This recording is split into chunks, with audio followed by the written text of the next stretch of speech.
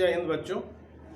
पहले हम लोगों ने शुरू किया था व्याकरण और उसके भेद, जिसमें व्याकरण के 5 भेद बताए गए थे। उन भेदों में वर्ण विचार, शब्द विचार, वाक्य विचार, छंद विचार और चिन्ह विचार, ये 5 भेद बताए गए थे। उन सबों में हम लोगों ने वर्ण विचार, शब्द विचार और वाक्य विचार, ये 3 चीज हम लोगों ने पढ़ लिए हैं। और आज अंतिम रूप से हम लोग पढ़ेंगे चिन्ह विचार। छंद विचार हम लोग नहीं पढ़ेंगे, क्योंकि हाई स्कूल तक सिलेबस में इसको नहीं पढ़ना है। और चिन्ह विचार बहुत जरूरी चीज है, इसलिए हम लोग चिन्ह विचार पढ़ेंगे। तो चिन्ह विचार को हम इधर लेकर आते हैं और इधर देखते हैं कि चिन्ह विचार क्या है और कैसे लिखा जाता है। तो सबसे पहला जो चिन्ह विचार होता है वो होता है पूर्ण विराम। अंग्रेजी में इसको कहते हैं फुल स्टॉप।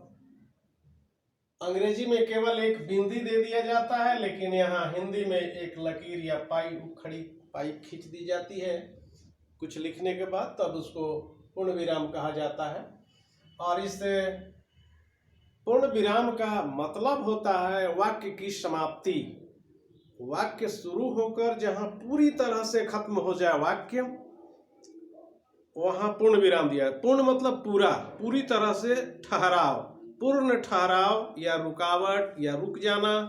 वाक्य में हम कुछ बोलते हैं और बोलते बोलते कहीं कहीं थोड़ा रुकते हैं और अंत में जाकर एकदम से रुक जाते हैं, तो वहीं पर पूर्ण विराम दिया जाता है। जैसे राम पुस्तक पढ़ता है, उसने कहा कि मैं विद्यालय जाऊंगा, तो जाऊंगा के बाद पूर्ण विराम पड़ता है।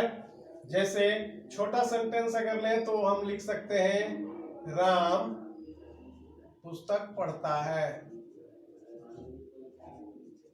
तो अंत में हम देते हैं इस तरह का चिन्ह, जिसको बोलते हैं पूर्ण विराम। पूर्ण विराम अक्सर सभी बच्चे जानते हैं, क्योंकि इसकी आवश्यकता बहुत अधिक होती है, बल्कि हर सेंटेंस, हर वाक्य में होती है, इसलिए इसको बताने की जरूरत भी नहीं है। आप लोग जानते हैं कि पूर्ण विराम कहाँ दिया जाता है। लेकिन उसके बाद के जो चिन्ह होते हैं या साइन ऑफ, जो साइन होते हैं विराम चिन्ह के, इसको बोलते हैं पंक्चुएशन। अंग्रेजी में पंक्चुएशन बोलते हैं। तो पंक्चुएशन के जो साइन होते हैं, पूर्ण विराम या फुल स्टॉप सभी लोग जानते हैं, लेकिन उसके बाद के जो साइन होते हैं या चिन्ह होते हैं, कुछ कम लोग जानते हैं, बच्चे सभी नहीं जान पाते हैं। तो आज हम उस पर पूरी तरह से फोकस करेंगे और सबको बताने का प्रयास करेंगे कि कौन कौन से चिन्ह हिंदी में या अंग्रेजी में व्यवहार में लाए जाते हैं। हिंदी और इंग्लिश दोनों में इनका उपयोग होता है, लेकिन आज हम हिंदी के लिए बताएंगे कि कौन कौन से चिन्ह होते हैं और हिंदी में उसको क्या बोलते हैं। तो दूसरा जो होता है, पहला हो गया, दूसरा है अल्प विराम। अल्प मतलब थोड़ा, और विराम मतलब ठहराव।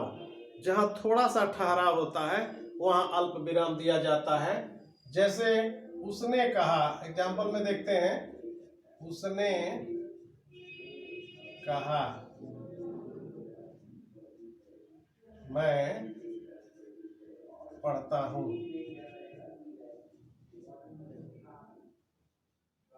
अंग्रेजी में इसको डायरेक्ट स्पीच कहते हैं। तो उसने कहा और उसके बाद से कॉमा दे देते हैं, उसके बाद मैं पढ़ता हूं, इसके बाद पूर्ण विराम देते हैं।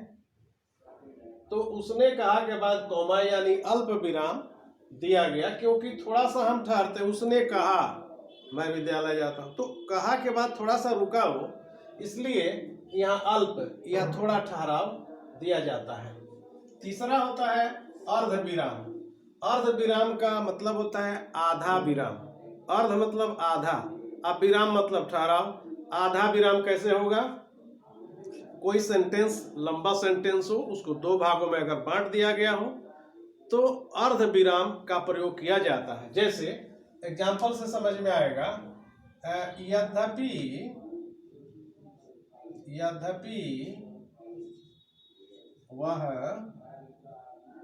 यद्यपि वह गरीब है, और यहाँ पर देंगे अर्ध विराम। ऐसे एक बिंदी के साथ एक कॉमा जब देंगे तो अर्ध विराम। यद्यपि वह गरीब है तथापि दयालु है।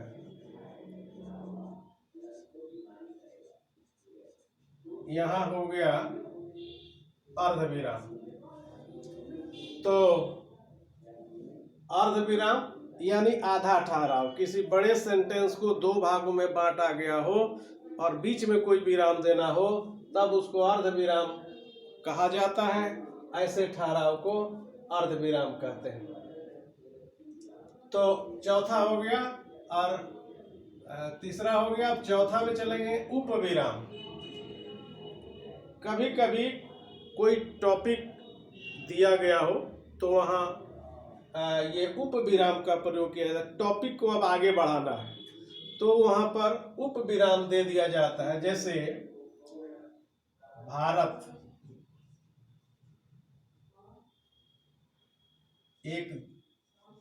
एक देश।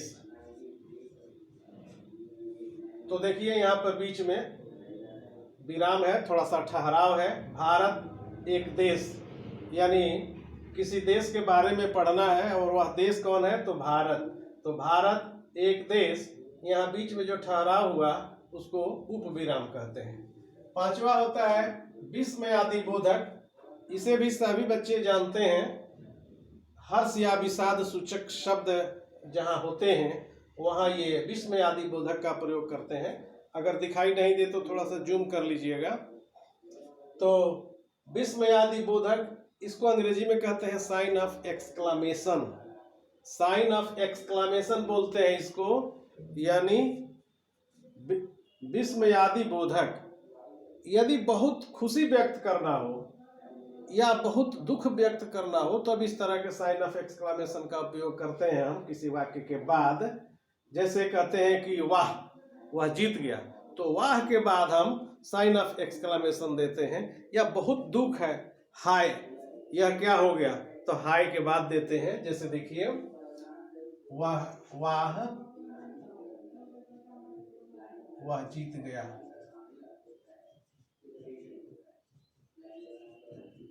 तो ये विस्मयादि बोधक का साइन है। और इसको कहाँ देंगे, जहाँ बहुत सुख वाली बात हो या बहुत दुख वाली बात हो, दोनों जगहों पर इस विस्मयादि बोधक अथवा साइन ऑफ एक्सक्लेमेशन का प्रयोग किया जाता है। छठा में आते हैं प्रश्न सूचक या प्रश्नवाचक चिन्ह। इसको ऐसे लिखा जाता है। जब कभी कोई प्रश्न किया जाता है तो इसका उपयोग किया जाता है और साधारणतः सभी बच्चे इसको जानते होंगे। जैसे हम पूछते हैं तुम्हारा नाम क्या है, तुम्हारा नाम क्या है।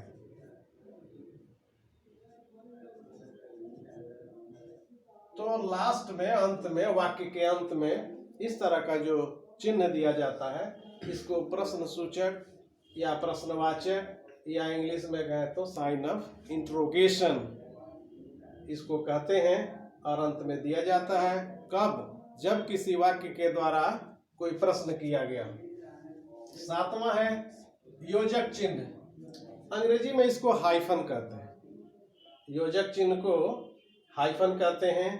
दो शब्दों के बीच इसका प्रयोग ज्यादातर देखा जाता है। जैसे एक ही शब्द अगर दो बार कहा जाए तो वहां हाइफन दे दिया जाता है। जैसे हम लिखते हैं छोटे छोटे बच्चे, छोटे छोटे बच्चे। तो यहाँ पर देखिए छोटे छोटे के बीच में एक हाइफन दे दिया गया है। या इसको योजक चिन्ह भी कभी कभी कहते हैं। तो ये योजक चिन्ह या हाइफन दो शब्दों के बीच कभी कभी दिया जाता है। बड़े बड़े, ऊंचे ऊंचे, बाल बच्चे, भाई बहन, माता पिता, दादा दादी, इन शब्दों के बीच में भी इस योजक चिन्ह का प्रयोग किया जाता है। आठवां है कोष्टक चिन्ह। कोष्टक जैसा कि आप मैथमेटिक्स में भी जानते हैं चार प्रकार के कोष्ठक होते हैं। एक छोटी कोष्ठ, एक मझला कोष्ठ, एक बड़ी कोष्ठ और एक रेखा कोष्ठ भी होता है ऊपर, लेकिन हिंदी में रेखा कोष्ठ का यूज नहीं किया जाता है, प्रयोग नहीं किया जाता है। तो ये तीन तरह के जो कोष्ठक है इसका प्रयोग कभी कभी देखने को मिलता है। नौवां होता है अवतरण या उद्धरण चिन्ह। उद्धरण चिन्ह को अंग्रेजी में कहते हैं इन्वर्टेड कोमा। अब इन्वर्टेड कोमा भी दो तरह के, एक सिंगल इन्वर्टेड कोमा और एक double inverted coma. Single inverted coma किसी शीर्षक को दर्शाने के लिए, किसी टॉपिक को दर्शाने के लिए सिंगल इन्वर्टेड कोमा का प्रयोग करते हैं, और किसी वक्ता के द्वारा कही गई बात को दर्शाने के लिए डबल इन्वर्टेड कोमा का प्रयोग किया जाता है, जिसको हम हिंदी में उद्धरण चिन्ह कहते हैं। मैं बार बार अंग्रेजी का भी नाम ले रहा हूं क्योंकि बच्चे अंग्रेजी का नाम सुनने हैं और वो जल्दी समझ पाते हैं। हिंदी उद्धरण चिन्ह कहने से थोड़ा सा आपको समझ में हो सकता है नहीं आए, अवतरण चिन्ह कहे तो समझ में नहीं आएगा, क्योंकि सभी बच्चे इसको भली भांति नहीं जानते हैं। इसको कहते हैं अवतरण चिन्ह या उद्धरण चिन्ह, अथवा अंग्रेजी में अगर इसको कहे तो इन्वर्टेड कोमा। यहाँ दो ठो इन्वर्टेड कोमा दिया गया है, कभी कभी एक इन्वर्टेड कोमा किसी टॉपिक के लिए दिया जाता है। जैसा कि मैंने एक सेंटेंस यहाँ लिखा था, उसने कहा मैं पढ़ता हूँ। उसने कहा के बाद मैं जो पढ़ता हूँ इसको इन्वर्टेड कोमा में दिया जाता है, यानी वक्ता की कही गई बात को हूबहू दर्शाने के लिए, उसी रूप में लिखने के लिए इस डबल इन्वर्टेड कोमा का प्रयोग किया जाता है। उसके बाद 10वां होता है लाघव चिन्ह। लाघव चिन्ह कभी कभी देखते हैं कि कोई टॉपिक लिखा हुआ है और लिखने के बाद ऐसे एक जीरो देकर इधर और इधर लाइन खींच दिया गया, तो ये लाघव चिन्ह है। लाघव मतलब छोटा रूप। बात बहुत अधिक कहनी थी लेकिन इतना ही कह करके हम समाप्त कर रहे हैं, इसका मतलब यही होता है। अगर इस तरह से जीरो या शून्य कहीं दे करके और दोनों तरफ लाइन खींचा गया, नहीं भी खींचा गया, तो हम समझ जाएंगे कि लाघव चिन्ह का प्रयोग हुआ है और कहने वाला और कुछ कहना चाहता था लेकिन शॉर्टकट में इतना ही लिख करके छोड़ रहा है। इसके आगे भी आप खुद समझिए, इसको लाघव चिन्ह कहते हैं। और कभी कभी उपन्यासों में, जिसको नोवेल कहते हैं, उपन्यासों में इस तरह के चिन्ह का प्रयोग अधिकतर देखा जाता है, या निबंध में भी इसका प्रयोग किया जाता है। उसके बाद 11वां होता है विवरण चिन्ह अथवा आदेश चिन्ह। विवरण अथवा आदेश चिन्ह, इसको दो बिंदी के बाद एक हाइफन दिया जाता है।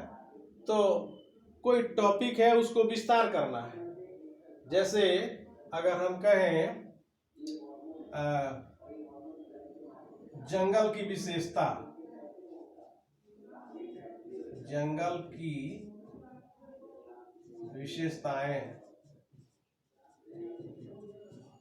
अब इस जंगल की क्या क्या विशेषताएं हैं हमें बताना है, तो एक इस तरह का लकीर खींच देंगे, दो बिंदी के बाद एक लाइन खींच देंगे, तब हम समझ जाएंगे कि हम अब इसका विवरण देना चाह रहे हैं, जंगल की विशेषता का विवरण देना चाह रहे हैं। तो दो बिंदी देकर एक हाइफन दे दिया जाता है, इसको कहते हैं विवरण चिन्ह अथवा आदेश चिन्ह, यानी इसका विस्तार करने जा रहे हैं। उसके बाद होता है रेखा चिन्ह। ये रेखा चिन्ह जो होता है, हम कहते हैं ना कि इसको अंडरलाइन कर दीजिए। जैसे मान लीजिए हम इस जंगल की विशेषताएं कहेंगे कि जंगल की विशेषताएं जो लिखे हैं उसको अंडरलाइन कीजिए, तो हम ऐसे लाइन खींच देंगे। इस तरह से जब हम लाइन नीचे खींच देंगे तो कहते हैं कि अंडरलाइन कर लीजिए। अंग्रेजी में कहा जाता है अंडरलाइन कर लीजिए। हमने अंडरलाइन कर लिया और उसी अंडरलाइन को बोलते हैं रेखा चिन्ह।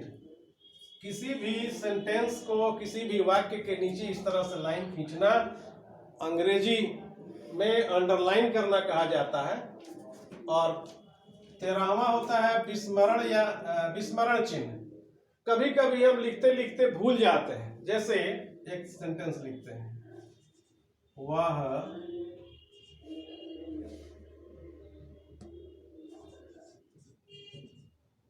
पुस्तक पढ़ते पढ़ते